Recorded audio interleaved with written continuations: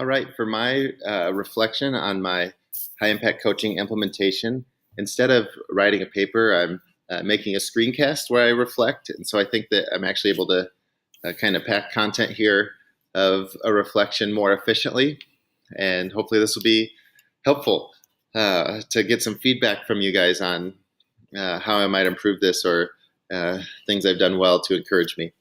Uh, so, for my presentation, I guess first in my class this year, what kind of qualifies me to give this presentation is that in my class, I've really empowered my students to be able to learn at their own pace and encourage them to uh, take control of their own learning. And so, as a class or as a teacher, I'm really more of a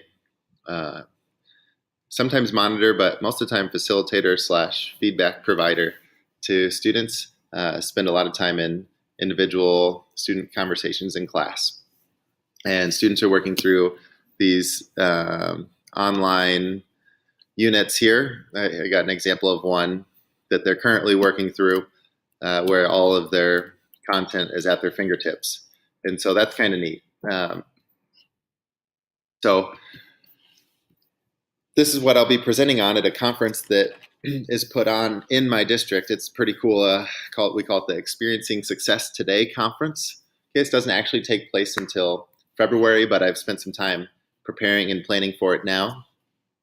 I won't be giving this presentation alone, but rather the other ninth grade science teacher will also be presenting with me. And she actually is currently a part-time teacher, part-time instructional coach. And so it's been really cool to get to work with her through this and on this and collaborate in that way. So we'll actually do like kind of a traditional presentation for the first 3 slides. We'll share kind of the phenomena, what we see and feel.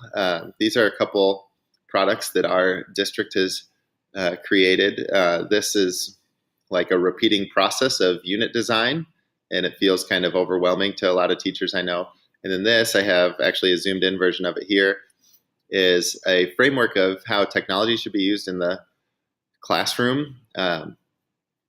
Most teachers in my district are fairly familiar on how to use technology themselves, but then we've just been equipped this year to go one-to-one, so each student has a Chromebook. And this area here, how students use technology, is very intimidating to a lot of teachers. And so throughout this presentation, teachers will kind of at their own pace get into some of the why they should incorporate technology in their classroom more, and hear about the whys from my class, and then also I think see a way for them to be able to have students do all of these things in just a few activities. And so my goal for this is really not that they exactly do what I've done, but my goal is for teachers to be able to figure out how to hit on these things that students should be using technology for in their classroom, what makes sense to them. And I just want to be able to show them the way that I've done it, so maybe they could get some ideas.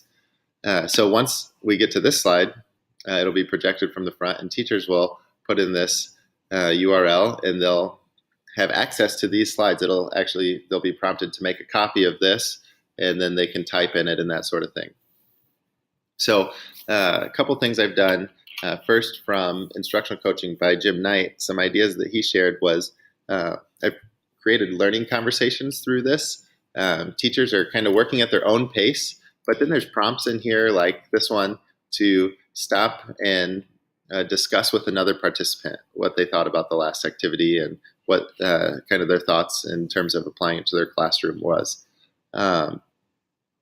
This is something that in my class with the stop sign, students instead talk to me, or they're forced to talk to me at this point, and I would give them feedback.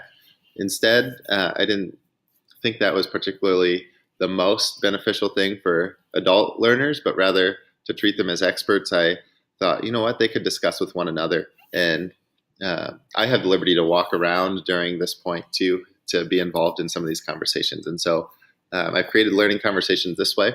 And then the other way I've created learning conversations is through this final application activity, how I can adapt this for my classroom. this is a participant discussion again. And again, I'm involved with participating in these learning conversations with people. And I also prompt them on what to talk about by on these slides within the activities that I include an image of what it could relate to. And so that framework here, and then the repeating process for unit design here, but some activities don't have both of those things. For example, this activity is only in regards to the framework, and then there's another activity that's only in regards to the unit design. So another idea that Jim Knight shared was spreading knowledge. One way I've done that is through quotes. Each activity has a quote attached to it. This one I think is real important for teachers to understand about technology, that the purpose of technology is not just to use technology, but it's to be used in a meaningful way. And then another way of spread knowledge is that there's a few times that I link to people's Twitters that have just shown expertise or care or desire in terms of technology and education, the use of technology and using it well. And so just kind of connecting teachers that way and spreading ideas and spreading knowledge that way. Another idea from Jim Knight is that I've been a leader of change, I guess, in a way that feels kind of weird to say, but I've taken a big risk to move my material online and give a lot of control of my class over to the students. And in some ways it's panned out well, and in other ways maybe not as well. But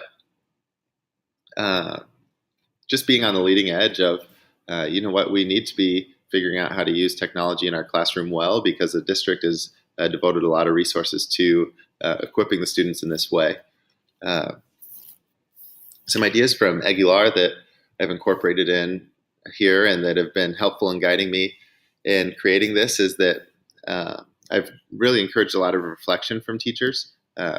Each activity, before they get into the activity, they read the quote for the activity, and then they reflect on their current reality. And there's some questions here to help them reflect.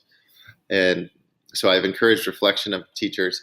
And then another thing I've done is I've developed trust in this area already with teachers. A lot of times in professional development settings, especially in regards to technology, our technology people at our school will kind of lead different professional developments that focus on one of these hexes. I'll be kind of in the crowd assisting the people around me who need help figuring out how to get where or what to do and where we're at. And so that's something I've done to develop trust. I demonstrate in here too a belief in others to grow. I think having that growth mindset as a presenter in this, for this, that all teachers have the ability and the opportunity to incorporate something from here into their classroom. And I really do believe that all the teachers could and should, that it could make their classrooms more robust to have used technology well.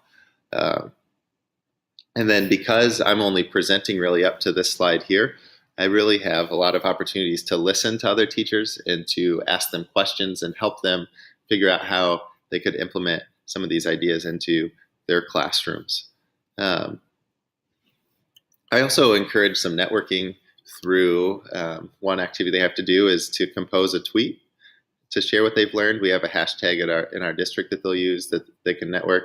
They should connect with myself or the other presenter as they share as well. When it comes to the students, this idea from student-centered coaching that it always needs to come back to the why for students. And so I feel like that's real prominent here, that this is why we need to do this, is that students need to be using technology well, but it's not just, it's not an outcome for them, it's a task. And that the why is really, as I outline for the teachers in my class, the why is that they're able to take risks, they've built community, and they've really been innovative in my class. Things that they wouldn't have been able to do without the technology. Finally, my next step for working with teachers is to just kind of follow up with them or be available to help them really implement some of these ideas. It doesn't have to be all these ideas, but just some. So that's kind of how I've learned and grown through this, and just thank you for being a part.